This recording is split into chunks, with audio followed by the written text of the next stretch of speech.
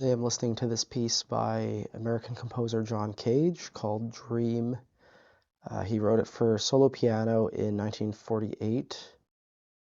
And I've always admired this piece because I find it sounds very modern, um, in sort of the way that Satie sounds modern to this day. I think if you shared this with students, they would have a hard time guessing what decade it's from. Um, But yeah, this thing was written like very shortly after World War II ended in America. Would have been after John Cage studied with Arnold Schoenberg and Henry Cowell. And I don't know if he's based in New York at this point. Um, this is before sort of his chance period, right? So, like 1951, he started really using chance procedures seriously. I think it's around the same time as his prepared piano stuff, and definitely after his percussion work. Maybe it is around the same time as his suite for toy piano. Um, yeah, it's sort of like all on one staff, and you pedal throughout the entire piece, and it's sort of just conventionally notated that way.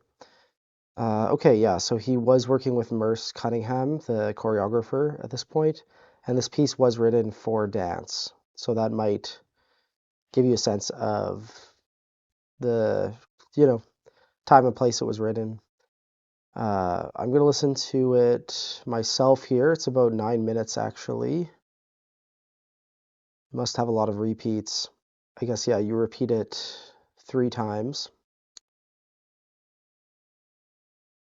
And yeah, I'll let you know what I think on this listen. I haven't listened to this in a really long time.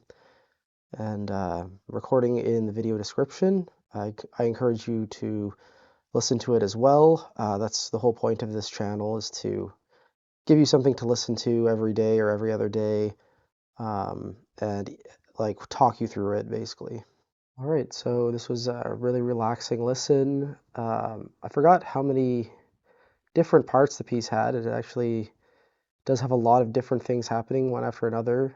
But obviously the unifying thing there is this mode that it's written in, and the fact that we have all these repetitions to deal with. It's like 3 minutes of music, then happens again and again, um, which I guess you could say the piece is dreamlike, but also it makes me think like, well, I've not had a lot of dreams where I'm stuck in a cycle where I do something exactly the same 3 times.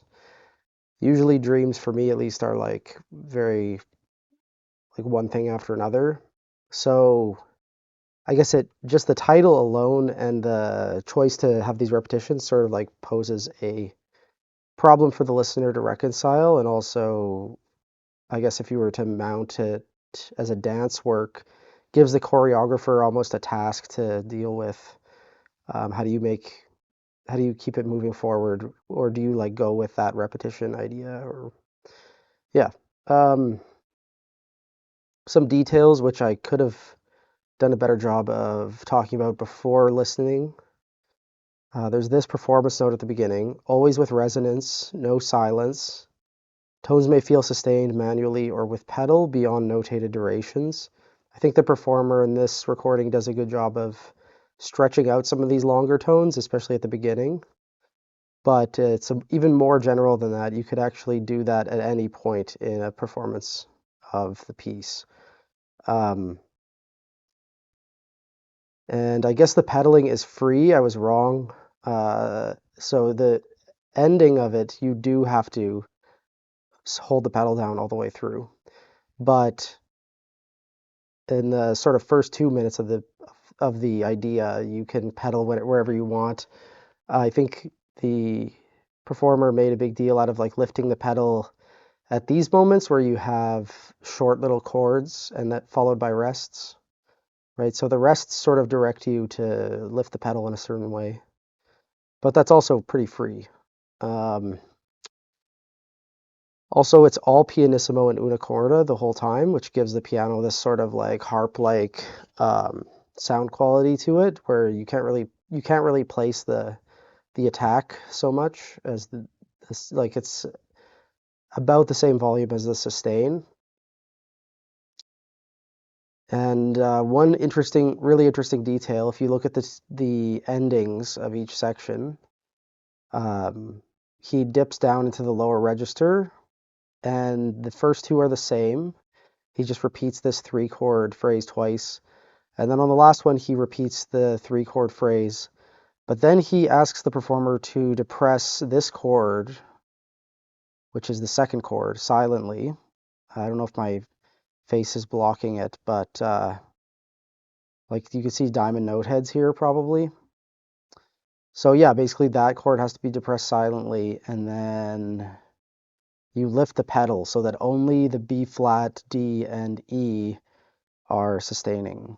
Um, so that's a detail that you probably won't hear in a performance hall, but as a performer, it directs you to listen to something very um, like tiny and almost seemingly insignificant. And I think that has a dreamlike quality to it, just asking the performer to suddenly redirect their attention to something that has not been a feature of the piece at all. So, yeah, tomorrow we have our second Lou Harrison piece, which will be interesting. It's called Hommage à Mio, and it's from 1948. The last Lou Harrison piano piece we listened to was also a homage, but to Henry Cowell. So that's going to be an interesting diptych